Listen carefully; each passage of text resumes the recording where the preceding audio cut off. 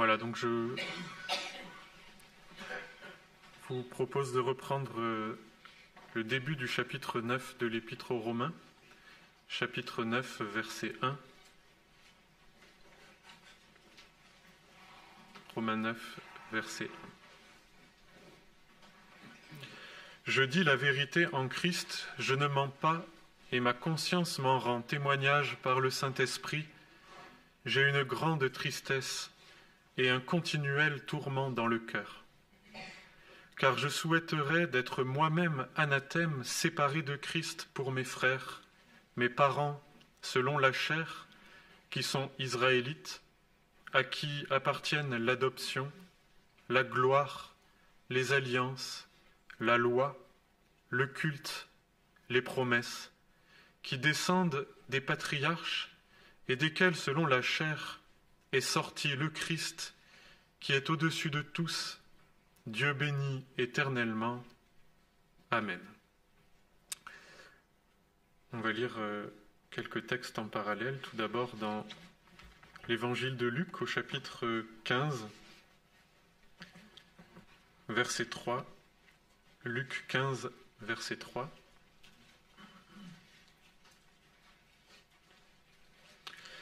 Alors il leur dit cette parabole: quel est l'homme d'entre vous qui, ayant 100 brebis, s'il en perd une, ne laisse les 99 au désert pour aller chercher celle qui est perdue jusqu'à ce qu'il l'ait trouvée. Et quand il l'a trouvée, il la met tout joyeux sur ses épaules, puis arrivé à la maison, il appelle ses amis, ses voisins, et il leur dit: réjouissez-vous avec moi, car j'ai trouvé ma brebis qui était perdue. Je vous dis qu'il y aura de même plus de joie dans le ciel pour un seul pécheur qui se repent que pour 99 justes qui n'ont pas besoin de repentance. Un petit peu plus dans les Actes des Apôtres, au chapitre 2 et au verset 36. Chapitre 2, verset 36. Que toute la maison d'Israël tienne donc pour certain que Dieu a fait Seigneur et Christ ce Jésus que vous avez crucifié. En entendant ces paroles, ils eurent le cœur touché et ils dirent à Pierre et aux autres apôtres: Hommes frères, que ferons-nous ? Pierre leur répondit: Convertissez-vous, et que chacun de vous soit baptisé au nom de Jésus-Christ pour obtenir la rémission de ses péchés, et vous recevrez le don du Saint-Esprit. Car la promesse est pour vous, et pour vos enfants, et pour tous ceux qui sont au loin, autant que le Seigneur notre Dieu en appellera. Et par plusieurs autres discours, il les pressait et les exhortait en disant: Sauvez-vous du milieu de cette génération perverse. Je voudrais relire dans la deuxième épître aux Corinthiens la fin du chapitre 1, au verset 19. 2 Corinthiens 1, verset 19. Le Fils de Dieu, Jésus-Christ, que nous avons prêché parmi vous, moi, Sylvain et Timothée, n'a pas été oui et non, mais en lui il n'y a que oui. Car de même que toutes les promesses de Dieu sont en lui oui, c'est aussi par lui que nous disons Amen à la gloire de Dieu. Or, celui qui nous a fermis avec vous en Christ et qui nous a oints, c'est Dieu, qui nous a aussi marqués de son sceau et nous a donné, dans nos cœurs, les arts de l'Esprit. Et puis, je voudrais terminer avec deux autres textes dans l'Épître aux Hébreux, chapitre 11, verset 17. Hébreux 11, verset 17. C'est par la foi qu'Abraham, mis à l'épreuve, offrit Isaac. Il offrit son fils unique, lui qui avait reçu les promesses, et auquel il avait été dit, c'est en Isaac que tu auras une postérité appelée de ton nom. Il se disait que Dieu a le pouvoir même de ressusciter un mort, aussi le recouvra-t-il par une sorte de résurrection. Et un dernier passage dans l'Épître aux Romains, au chapitre 4, verset 16. Romains 4, verset 16. « C'est donc par la foi qu'on devient héritier, afin que ce soit par grâce, et pour que la promesse soit assurée à toute la postérité d'Abraham, non seulement à celle qui est sous la loi, mais aussi à celle qui a la foi d'Abraham, notre Père à tous, selon qu'il est écrit, je t'ai établi Père de beaucoup de nations. Notre Père, dis-je, devant Dieu, en qui il a cru, qui donne la vie aux morts et qui appelle les choses qui ne sont point comme si elles étaient. Espérant contre toute espérance, il crut. Et il devint ainsi le Père de beaucoup de nations, selon ce qui lui avait été dit, telle sera ta postérité. Il vit, sans faiblir dans sa foi, que son corps était usé, puisqu'il avait près de 100 ans, et que Sarah n'était plus en âge d'avoir des enfants. Il n'eut ni hésitation ni défiance à l'égard de la promesse de Dieu, mais il fut fortifié dans sa foi, et donna gloire à Dieu, étant pleinement persuadé que ce que Dieu a promis, il a aussi la puissance de l'accomplir. C'est pourquoi sa foi lui fut imputée à justice. Comme j'ai commencé à le dire hier soir, l'apôtre Paul se trouve dans une situation où il exprime lui-même la grande douleur qu'il éprouve devant le fait que les Juifs, qui étaient les premiers destinataires de la venue du Messie, ne l'ont pas reçu et se sont endurcis et n'ont pas cru en Jésus-Christ. Le peuple d'Israël était le peuple choisi par Dieu et le peuple choisi par Dieu, à qui a été fait des promesses, avec qui Dieu a passé alliance. Et il se trouve que c'est un scandale pour la foi, c'est aussi une souffrance dans la chair de l'apôtre Paul, que de voir que ceux de son peuple, ses parents, ses frères, n'ont pas reçu le Seigneur. Il est dit dans le début de l'évangile de Jean que le Verbe a été fait chair, il est venu parmi les siens, et les siens ne l'ont pas reçu. Donc il y a quelque chose de difficilement compréhensible que ceux avec qui Dieu a passé alliance ne reçoivent pas le Messie quand il le leur envoie. Et c'est une source d'interrogation, de souffrance et de scandale. Je crois que à notre niveau, quand Dieu fait des promesses dans sa parole et que on a l'impression qu'elles ne sont pas exaucées, quand on a l'impression qu'elles ne sont pas suivies des faits, cela crée quelque chose de très difficile pour la foi. Et nous avons, je pense, pour la plupart d'entre nous, connu ou connaissons le même genre de situation que ressent et vit l'apôtre Paul d'avoir autour de nous, dans nos familles, parmi nos frères, nos parents, nos enfants, des gens qui sont incrédules et qui sont donc perdus, qui ne reçoivent pas le témoignage de notre foi, qui ne croient pas dans le Seigneur Jésus-Christ, qui sont éloignés, endurcis, séparés. Et cette réalité-là est une source de tristesse et de continuel tourment dans le cœur.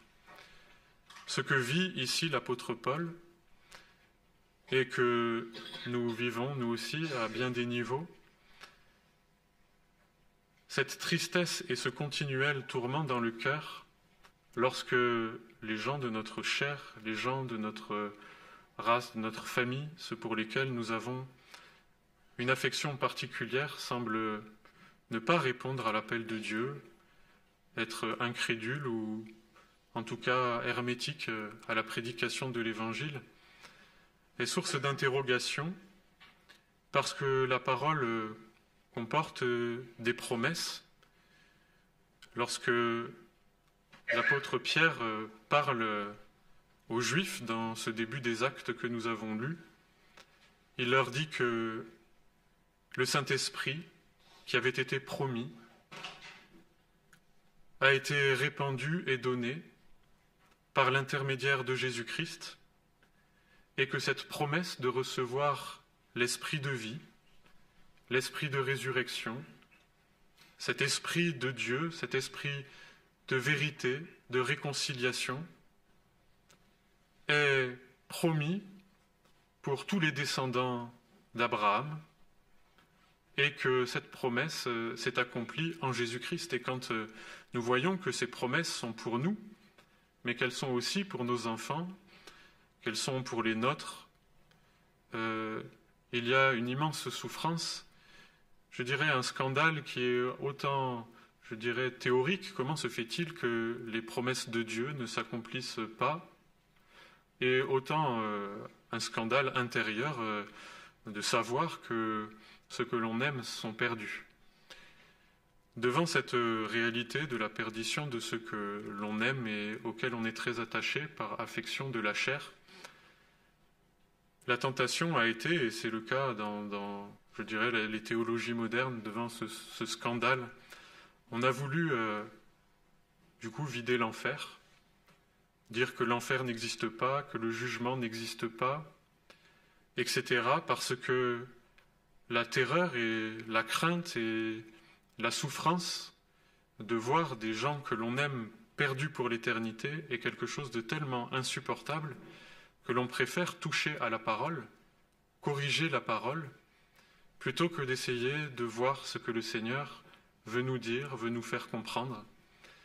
Dans sa révolte, dans ce qui paraît quelque chose d'insoutenable, l'homme a tendance à remettre en question la parole de Dieu, à la trafiquer, à la falsifier, à enlever ce qui scandalise, ce qui dérange, ce qui fait craindre. Et il me semble que, et c'est peut-être ce qui m'a le plus touché en méditant ces passages, c'est que Dieu a accompli ses promesses. Toutes les promesses de Dieu sont en Jésus-Christ, oui et amen. Le peuple d'Israël n'a pas reçu le Messie dans sa majorité, pourtant les promesses de Dieu se sont accomplies. Jésus-Christ est venu, il est l'élu du Père, il est le don de Dieu pour son peuple, il est l'accomplissement de toutes les promesses.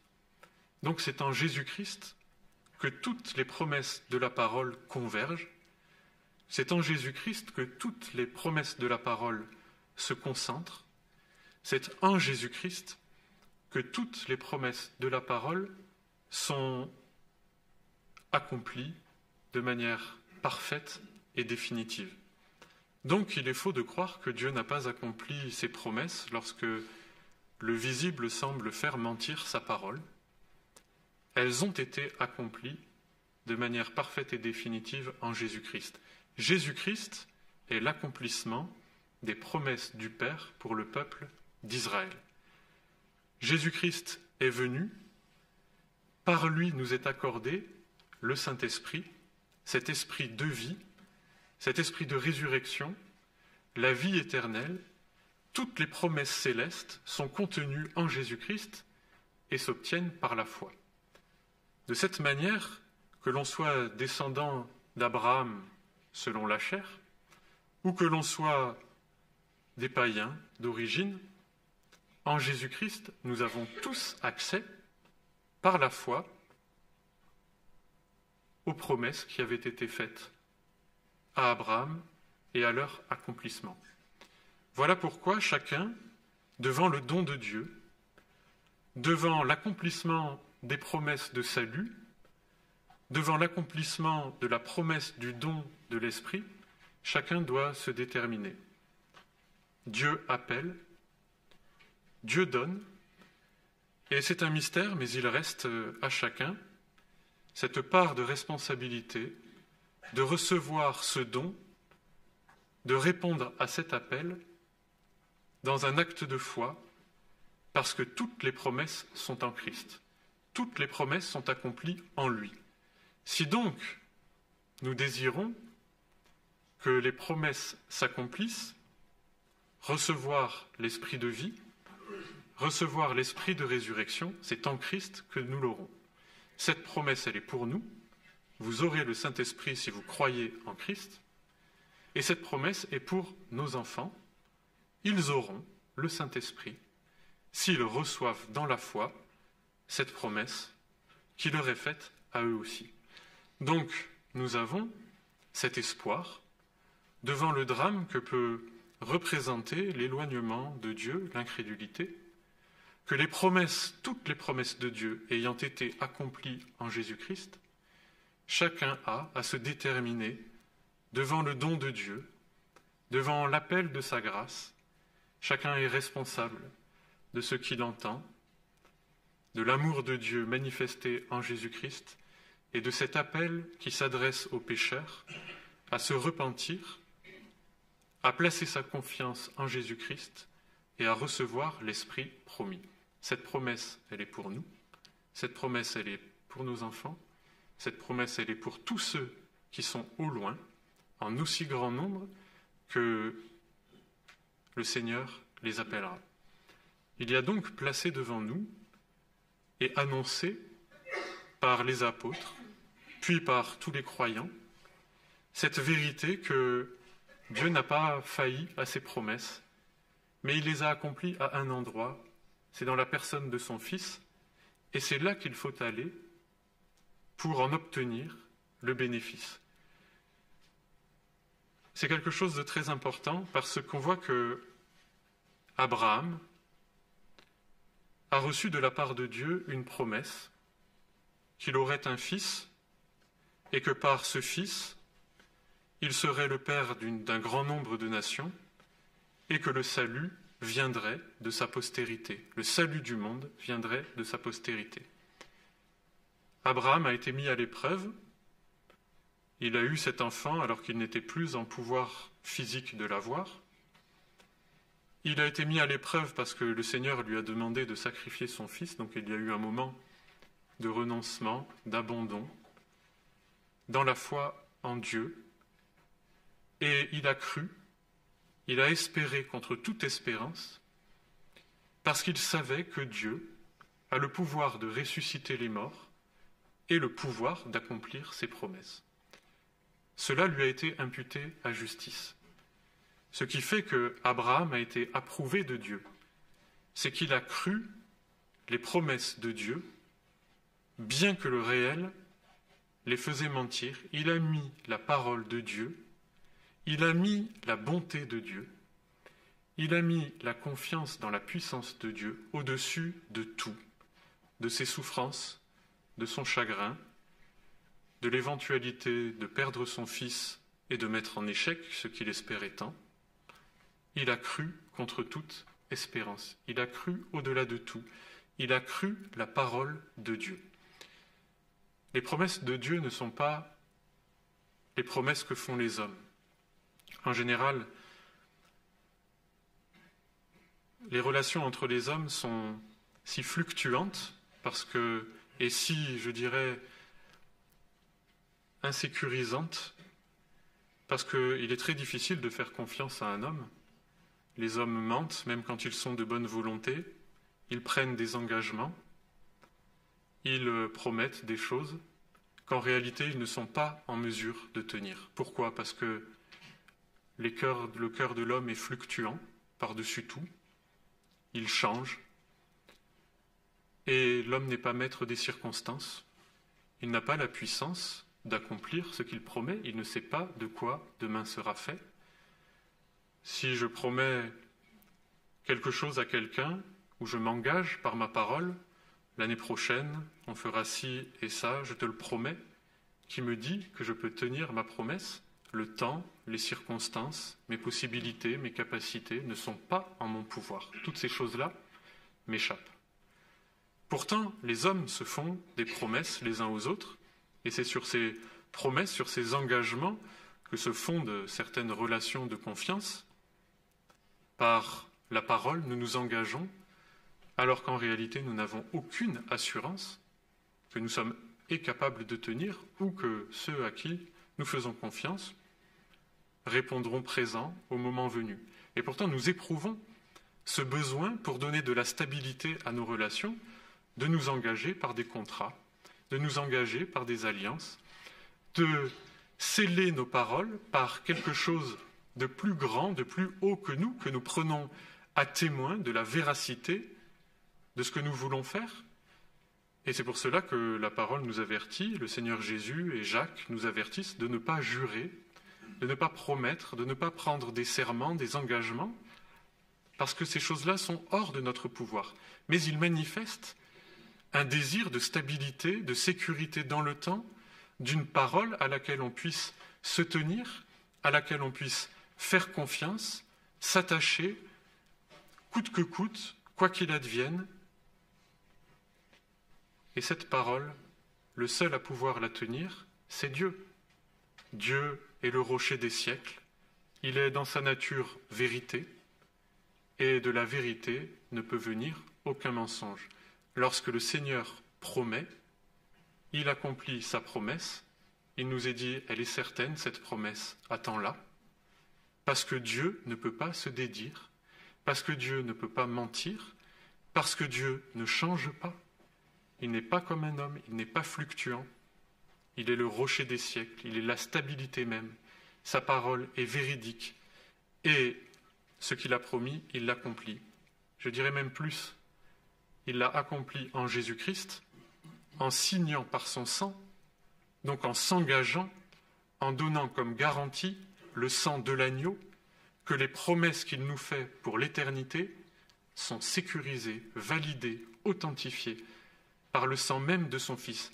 Et quand nous savons ce que pour nous signifie perdre un fils, perdre un proche ou le voir s'éloigner, savoir ce que représente cette séparation, cette rupture, nous voyons jusqu'où Dieu a été pour donner validité, valeur, certitude aux promesses qu'il nous fait quant au don du Saint-Esprit, quant au salut, quant à la vie éternelle. Et de la même manière que Abraham a cru la parole de Dieu contre tout, de la même manière nous sommes appelés à croire et à saisir ses promesses pour hériter de l'Esprit et de la vie éternelle. Nous ne savons pas concrètement si nous ressusciterons. Ce n'est pas un savoir que nous pouvons toucher et qui est un savoir absolument concret. Mais nous connaissons que cela est vrai parce que Dieu a accompli la promesse qu'il avait faite à Abraham des siècles et des siècles après qu'elle ait été faite en Jésus-Christ. Le Sauveur du monde est venu et il a authentifié sa vérité, la véracité de sa parole par son sang. Il a scellé par son sang sa promesse pour nous. La difficulté, bien sûr, c'est que devant ces promesses, nous sommes appelés à les croire, à recevoir les promesses de Dieu dans la foi. Et nous ne savons pas toujours ce qui nous est promis. Il est facile de prendre des textes, de se les approprier comme étant des promesses de Dieu. Ces promesses sont pour vous, elles sont pour vos enfants, en aussi grand nombre que le Seigneur les appellera.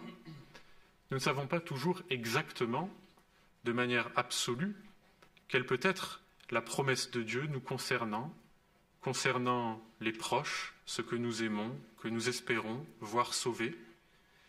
Mais nous avons une assurance, c'est Dieu. Nous avons une assurance, c'est Jésus-Christ, ce qu'ils sont dans leur nature. Nous savons que Dieu est miséricorde et bonté. Et nous savons qu'il est véridique, qu'il prend en pitié la peine de celui qui se tourmente continuellement dans la tristesse de son cœur pour ceux qui sont perdus. Cet acte de foi que le Seigneur nous demande, c'est de lui faire confiance pour ce qu'il est dans sa personne, dans sa nature. Miséricorde, bonté et puissance pour sauver. Ce qu'il nous demande de recevoir, c'est cette foi, cette confiance qui va au-delà de tout, qui va au-delà du visible. C'est cela qu'il attend de nous, c'est cela qui le glorifie, c'est cela qui aussi nous rend juste à ses yeux, de croire sa parole, de nous l'approprier, d'espérer en lui, parce qu'il s'est manifesté aussi comme étant celui qui, étant le berger, sachant que parmi 100 brebis, une s'est perdue, abandonne toutes les autres, va chercher celle qui est perdue, la met sur ses épaules, la ramène dans la bergerie et se réjouit avec les siens. Nous savons qu'il est dans la nature même de Dieu, dans son être, d'être miséricordieux envers la brebis égarée par son incrédulité, par sa révolte, par son injustice. Hommes frères, que ferons-nous? Convertissez-vous, repentez-vous, venez à Jésus-Christ, soyez baptisés et vous recevrez le Saint-Esprit. Nous savons que Jésus-Christ est ce bon berger et que nous pouvons le prier, le supplier, l'invoquer. Et cet acte de foi qu'il nous demande est une participation active, réclamer ce qu'il a promis, demander qu'il manifeste de manière efficace et visible ce qu'il est dans sa nature même, ce qu'il a promis qu'il était. Il ne peut pas mentir, il ne peut pas être autrement que ce qu'il est. Et nous devons, c'est notre part, réclamer et demander à Dieu qu'il manifeste ce qu'il est dans sa nature et qu'il agisse conformément à ce qu'il est dans sa nature en déployant sa puissance et sa grâce envers ceux qui sont perdus. C'est notre part et je me suis rendu compte que cette intercession que le Seigneur nous demande rencontre souvent de notre part beaucoup de désespoir, beaucoup de lassitude, beaucoup d'incrédulité.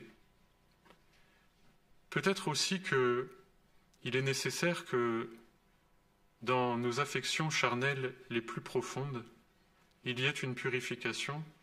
Je me suis rendu compte à quel point, quand on est attaché au sien et que,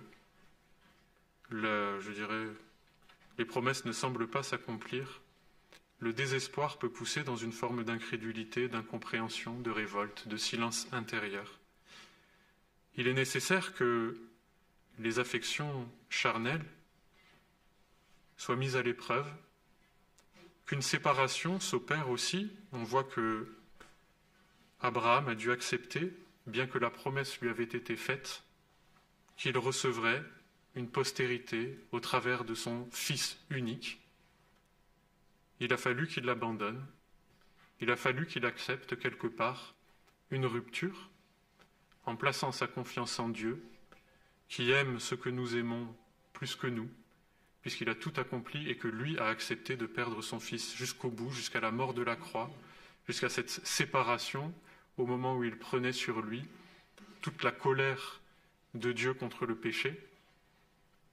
Il est nécessaire que soit mise aussi en lumière, au travers des crises de désespoir que nous traversons parfois pour ceux que nous aimons, ceux qui se cachent au fond du cœur, d'incrédulité, mais aussi parfois d'obstacles à la prière, d'obstacles à la foi, d'obstacles à l'exaucement. Ici, on voit que l'apôtre Paul ne responsabilise pas à l'excès, je dirais, les hommes, mais il vit avec la tristesse et le tourment dans le cœur continuel. Il ne responsabilise pas à l'excès, mais par contre, il montre bien que l'acte de foi qui nous est demandé va se heurter parfois à des choses profondes et parfois aussi à des obstacles à l'exaucement. Il y a dans la parole des éclairages, des éclaircissements qui nous montrent pourquoi Dieu résiste, pourquoi Dieu n'exauce pas, pourquoi Dieu tarde, pour que notre cœur en soit brisé, pour que notre cœur en soit humilié. Dieu résiste aux orgueilleux, mais il fait grâce aux humbles, et il y a si souvent dans nos affections charnelles, familiales, claniques, tant d'orgueil, tant de suffisance, tant d'orgueil que l'on tire des uns par les autres. Et il est nécessaire, malheureusement, que nous en soyons humiliés, que nos cœurs soient brisés, que ces affections charnelles qui nous lient aussi dans des jougs et dans des esclavages mutuels soient rompues par l'œuvre de Jésus-Christ, par l'œuvre de son sang, mais ce n'est pas volontiers que Dieu humilie les enfants des hommes, et quand il humilie, c'est pour avoir compassion, c'est pour intervenir, c'est pour agir, mais il est parfois nécessaire, malheureusement, que nous soyons conduits dans nos retranchements, au plus profond du cœur, dans cette tristesse, où même l'apôtre Paul aurait souhaité être anathème et séparé de Christ pour ses frères. Ce n'est pas la peine d'aller jusque-là, parce que celui qui a été anathème à notre place, c'est Jésus-Christ. Il l'a fait pour nous, et c'est en son nom, c'est en lui que les promesses sont accomplies. Et c'est à cause de cela que nous pouvons nous tourner vers lui, implorer sa grâce dans le déchirement du cœur. Et je me suis rendu compte que quand même des fois il y avait du mal à aller jusqu'au bout de ce déchirement du cœur. On garde malgré tout des réserves, une supériorité. Le cœur a du mal à se briser, même quand on est dans des situations ou vraiment critiques par rapport au salut, à la perdition, etc. Et on préfère remettre, c'est vrai, en cause la parole, plutôt que d'être remis en question au plus profondément de soi-même. Mais cela n'est jamais fait sans fruit.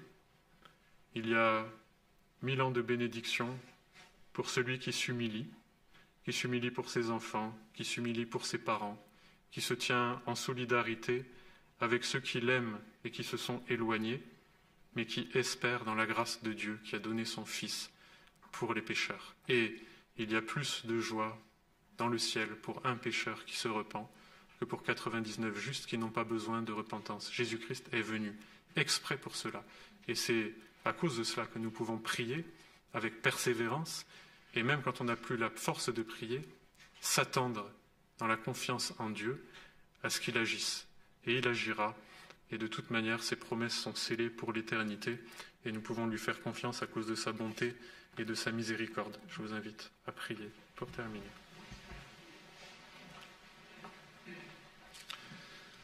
Seigneur Dieu, nous voulons te bénir parce que tu n'es pas un homme pour mentir et que tu as accepté pour notre salut de t'engager envers nous par des promesses qui sont certaines et véritables, que tu as ratifiées par le sang de ton Fils, afin de nous donner une garantie plus excellente que tout, qui affermisse et qui fortifie notre foi quand le visible contredit ta parole et que nous sommes désespérés de voir ceux qui se perdent résister, être dans la révolte et dans l'éloignement. Mais nous croyons de tout notre cœur que tu es un Dieu miséricordieux, que tu es un Dieu plein de bonté et tout-puissant pour agir. Et c'est pourquoi nous voulons mettre encore ce soir et dans nos cœurs ta parole et ta promesse au-dessus de tout, parce que c'est la foi dans ta parole, c'est la foi en Jésus-Christ, la parole faite chair en qui toutes les promesses sont accomplies, que nous trouvons la justice véritable. Cela t'est agréable, et c'est ainsi que nous désirons marcher dans la confiance en toi, dans la dépendance, dans l'abandon, en croyant que tu bénis ceux qui espèrent en toi de tout leur cœur. Veuille encore renouveler en nous cette foi, cette persévérance, cette intercession pour ceux que nous aimons et qui se sont éloignés, qu'ils viennent à toi, qu'un esprit de repentance les saisisse, et que touchés par ta grâce et par l'œuvre de Jésus-Christ, ils reviennent à toi de tout leur cœur, ils se convertissent et soient sauvés. Nous croyons que tu ne te lasses pas d'appeler, et nous te remercions pour cela, au nom de Jésus-Christ. Amen.